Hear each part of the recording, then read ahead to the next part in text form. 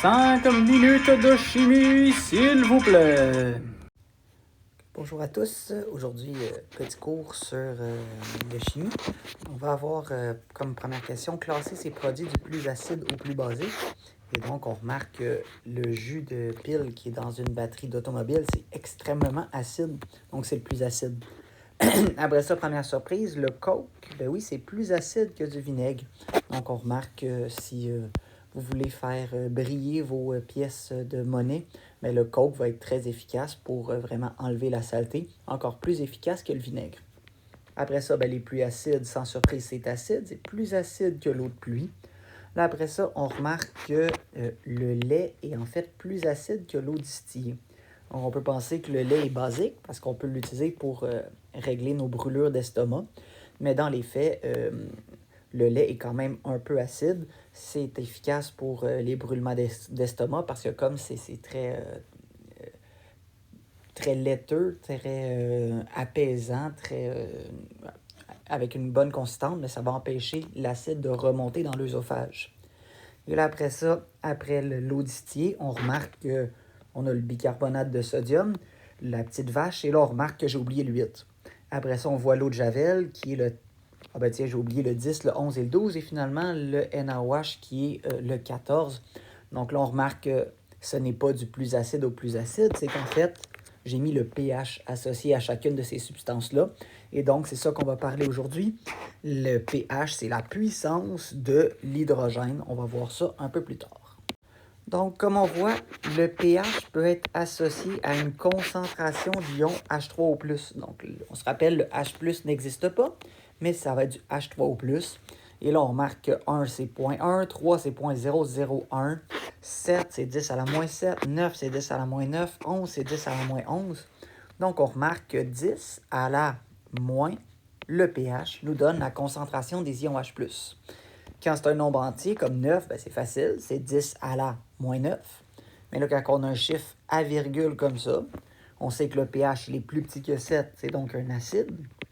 Pour trouver la concentration d'ion H3O+, on n'a qu'à faire 10 à la moins 3,6 et ça nous donne 2,5 fois 10 à la moins 4. Alors, on remarque qu'on peut l'avoir dans l'autre sens. Donc, j'ai déjà isolé le pH pour le faire. Si on voulait savoir comment j'ai fait, c'est 10 à la moins pH qui est égal à la concentration des ions H3O+. Moi, j'ai le H3O+, donc 1,6 fois 10 à la moins 13. Et je me demande, c'est 10 à la moins x. Fait que pour le résoudre, je vais mettre un log de chaque côté. Log 10 à la moins x est égal à log 1,6 fois 10 à la moins 13.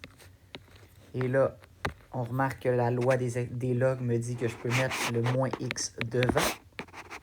Et log 10 en base 10, ben c'est 1.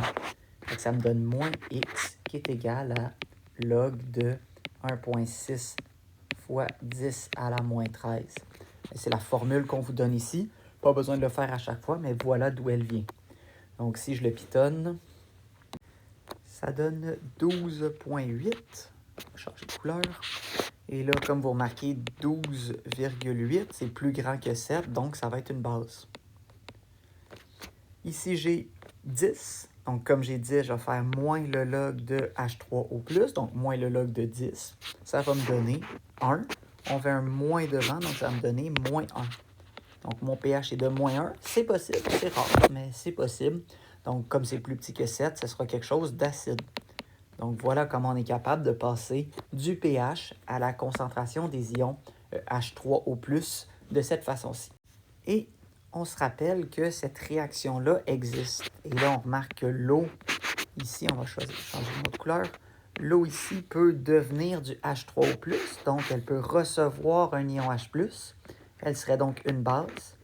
Elle réagirait avec du H2O qui lui donnerait son ion H+, et donc ce serait un acide. Donc, une réaction acide avec une base, ça forme du H3O+, et de l'eau, et on est en situation d'équilibre. Comme c'est une constante d'équilibre, ben, ça va toujours être produit sur réactif, et comme l'eau est liquide, ben, on ne le mettra pas dans notre constante d'équilibre. Sachant que le pH de l'eau pure est de 7, on sait que la concentration des ions H3O+, est de 10 à la moins 7. Et comme c'est de l'eau qui est pure, de l'eau qui est neutre, on peut dire qu'il y a autant d'ions H+ que d'ions OH-, et donc 10 à la moins 7 également. Donc la constante d'équilibre de l'eau, qu'on va appeler K de l'eau, pas le KC. Oui, c'est un KC, mais comme c'est celle de l'eau, on va appeler K de l'eau. Ça va être 10 à la moins 7 fois 10 à la moins 7, ça me donnera 10 à la moins 14. Et ça, c'est quelque chose qu'on va utiliser dans plusieurs de nos problèmes. Vous allez voir comment. Et là, petit rappel sur la constante d'équilibre.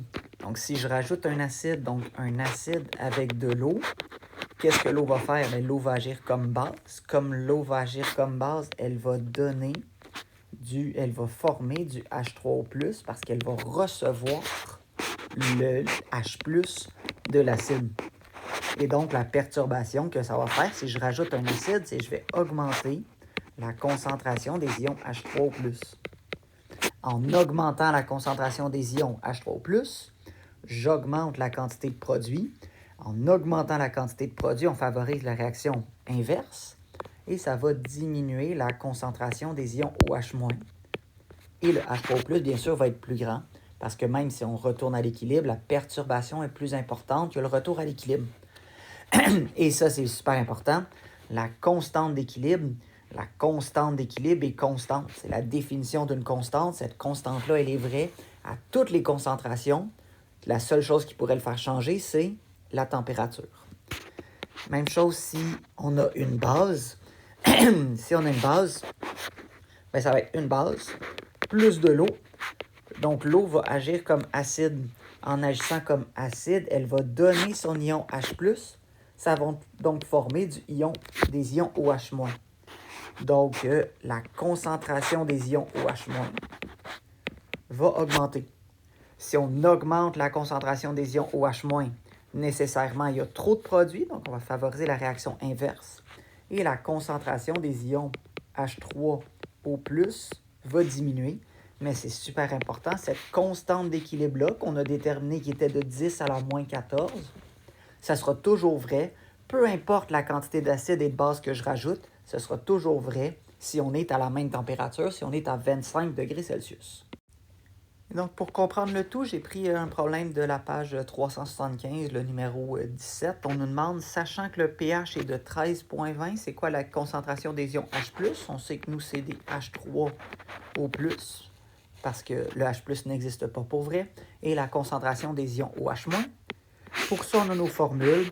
Donc, on sait que 10 à la moins pH, donc 10 à la moins 13,20 nous donne la concentration des ions H3O+. Et donc, on sait que ça nous donne 6,3 fois 10 à la moins 14 en faisant 10 à la moins 13,20. Là, après ça, une fois que j'ai la concentration des ions H3O+, je sais que c'est 6,3 fois 10 à la moins 14. Et je sais que le K de l'eau, c'est toujours égal à 10 à la moins 14. Bien, je peux trouver la concentration des ions OH-. Ça donne 0,16 mol par litre parce que c'est une concentration de tout ça. Donc voilà, j'espère que ça vous a aidé dans le pH. Et là, maintenant, vous avez une montagne d'exercices à faire. Je vous souhaite d'être efficace dans votre cours. Bonne journée.